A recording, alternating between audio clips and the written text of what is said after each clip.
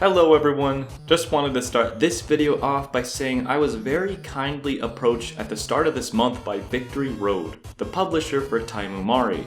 I seriously emailed them asking how to pronounce that just in case, who sent me a free copy. In many cases where I'm asked to make a review like this, I'm hesitant, but I hopped on this chance pretty much right away because the trailer looks so cool. Before we fast forward to future Thane, who has completed the game though, my impressions going in are moderate to strong. What sold me on the teaser is what looks like a giant gummy bear boss, which is a good sign because while the game does look to be really visually appealing, pixel art indie titles are not in short supply. So there will have to be lots of standout moments for me to actually make a recommendation. In this review then, I'll be discussing what, if anything, sets Taimumari apart from its competition, starting with a deep dive into the story. And I say deep dive, but don't do that unless you want a fractured spine, because this narrative is on floaties at the shallow end of the pool. That is to say, there isn't much to it, and it kind of sinks. Here's my plot summary. Somewhere, up above the clouds lives a separate world to ours called Zarya, which can be only accessed to the so-called Chosen Ones. Years ago, a divine force granted Zarya's residents power to control time, in exchange for their souls, which are now bound to this crystal that would balance the continuum of all worlds. The descendants of those who initially gave their souls were now tasked with guarding the crystal. But in modern times, a group of 4 rogue guardians destroyed it to steal the power for themselves. Splitting a magical artifact that upholds the very fabric of space-time apparently has its consequences though, as time itself has supposedly vanished, whatever that means. Anyway, those thieves are now hiding in different periods on Earth, and our main character, Himari, is destined to, yeah, it's a video game plot. Go travel through time, punch bad guys, and take back their power. I don't care that the plot is cliche, but I do have a problem with the missing impact. There's this cataclysmic event built up, time itself has dissipated, but we're not shown what exactly that means, and there's no measure of how long we have before it's too late. To paint a picture, at the beginning of this game, we see the negative effects of this crystal splitting. The very tree Himari's sleeping under disappears. And that's the only time that happens. Maybe if this Joker Hamlet villain over here showed us the extent of his threat to Zarya, I'd have more cause to save everybody. But instead, we're just told that both Himari and this land will be wiped from memory soon. She never begins to fade like that tree though, or even comes close to running out of time. As far as the cast of villains we're fighting against, all you'll know about them is a short description before the level, if you even see or bother reading that, since it's accessed by a special menu option. There's no dialogue or taunting banter, so we don't know their motives until facing them, and even then, they either don't make sense or aren't elaborated on. The first villain's deal is destroying this world to create a new one. Fair enough, but when asked about the millions of people that'll be killed in the process, he simply says, "We can go back in time and they'll live again, so don't get in our way." What? Does he just want some peace and quiet for a while in a world without people? The others have a sort of weird, I'm not actually evil, redemption pity kind of reveal, which would work if I had more time spent with these characters. It's like they become a different person immediately after defeat. And how does Himari know about Explosion Girl's real name, or that her parents miss her? It seems like these are the first interactions these characters are ever having. Rocketo straight up asks who Himari is, but somehow she knows he's only acting bad because of a loved one neglecting him. That loved one being another boss, Mei, and last of the 4 guardians, who's too preoccupied in trying to find her sister that only she seems to remember. What I think the writer was going for there, since there's another NPC in a similar situation, is that this is a result of the crystal changing space-time to a reality in which her sibling does not and never did exist. She's going insane, hence the split personality, because no one believes her. And that's a really cool idea. This is the kind of weight and consequence I was talking about earlier. But the ordeal isn't explained well at all, and the whole back and forth here is a bit of a confusing mess. To say that the story is serviceable then would be overselling it. This is huge coming from me. I always love when games include their own lore, but here, without an overhaul in script, I have to say the final product might have been better without. A bullet point in the game's description talks about each villain being a person just like you, so it's clear the intention was to write strong scenarios that move the player. However, the delivery is often awkwardly phrased or shoehorned in a way that makes me not care very much. The cutscenes after defeating these bosses are completely silent as well, which kinda kills any emotional impact they may have had. Which leads to my biggest issue with Taimumari, the sound design. It's outright non-existent in many cases. The game is too quiet. Lots of enemies and things appear on screen that should come to life with sound effects, but they end up having no audible presence, and it really took me out of the experience at times. These spy drones, for example, they hover around trying to spot trespassers and should be formidable, but when you're caught, there aren't any blaring sirens. The screen just flashes and a silent response team suddenly appears. That absence of a tense atmosphere had me wanting to play carelessly in what was supposed to be a stealth section. Actually hearing a tripped alarm when running past the drone's sight would have added urgency, and I think an innate sense of not wanting to mess up would have made me slow down for this segment. This can really all be chalked up to a lack of polish. No, not Polish, the studio's Russian. Polish, as in the game's attention to detail. This chase scene with an inexplicable deadly machine is the best example of the game not having it. Everything shudders when loaded into the area, and the rig itself is completely noiseless, just moving towards you.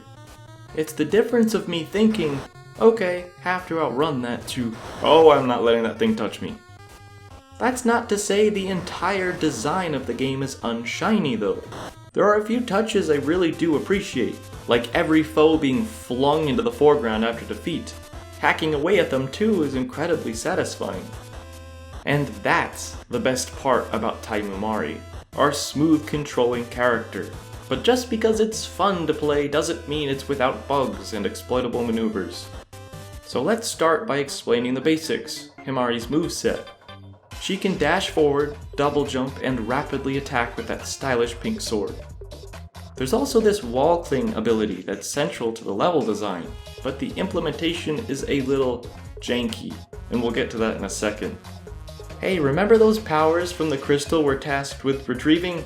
Let's just say if there's one thing I'm to remember from this experience, it's their additions to the gameplay. Every ability is pretty great and well balanced. One allows to slow down time, which works for enemies and traps, while another provides a rewind feature like the Nintendo 3DS eShop's puzzle game Pushmo, or more recently with ASCIIsoft's Katana Zero. This maneuver is perfect for a platformer because with good magic conservation and quick reaction time, a bad jump can easily be reversed, preventing those frustrating instant deaths.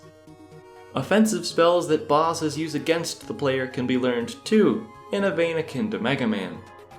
You'll definitely find a go-to favorite. Mine were the icicles, acting like a giant frozen shank, but each has their own situational use. Bombs are powerful and launched in an arc, great for giant or far away enemies, while the light yo-yo is best for weaker ones that stand still because you can get 2 hits from one attack.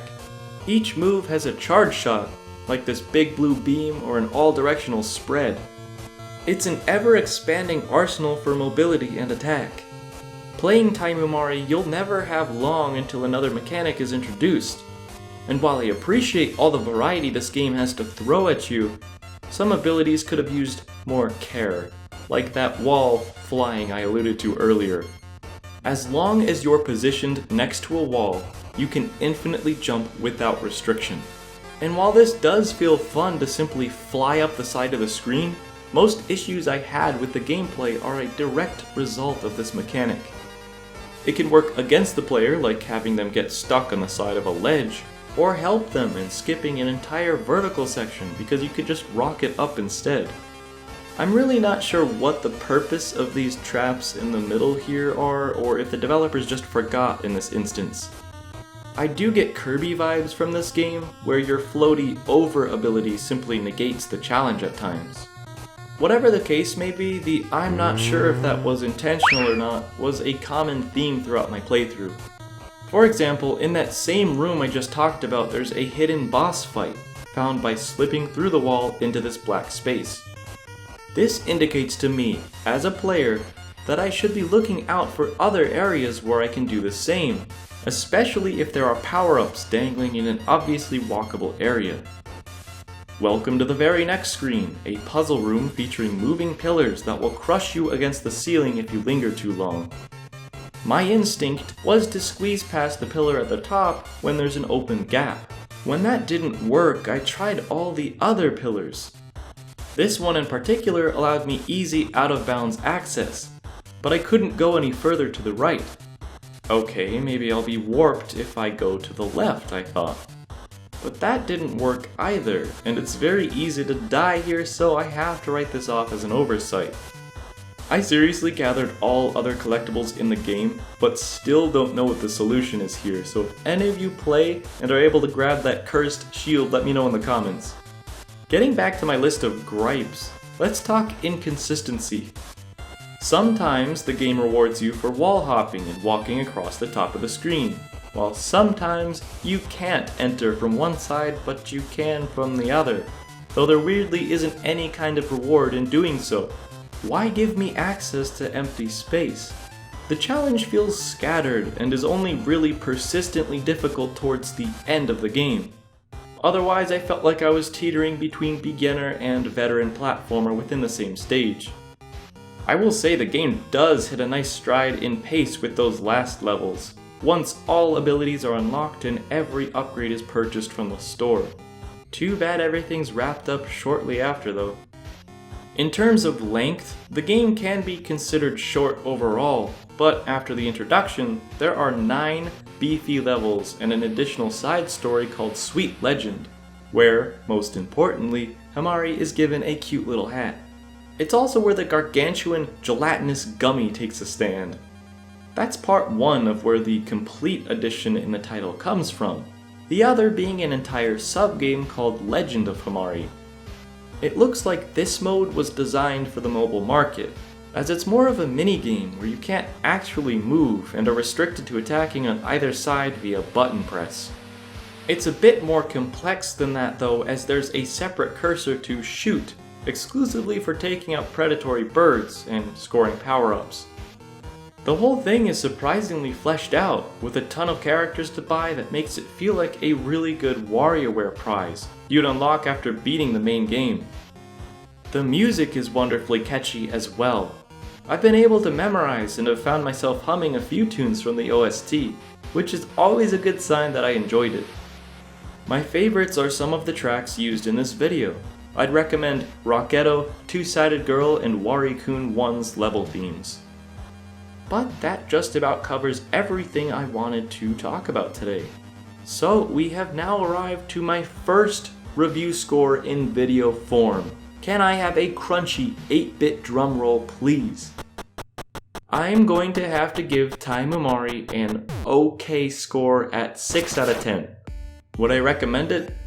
It hurts me a little to admit this because I know there was a lot of thought put into the title, but I'm going to have to say no, not for this price. $14.99 is too steep, especially when considering what else you can get on the eShop for that amount.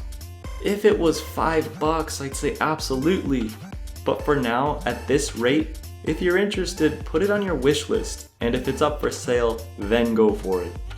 The game is undeniably charming, and I will remember select parts of it fondly, so I think a sequel could be great. I wouldn't mind revisiting this cast of characters again if they were given more development.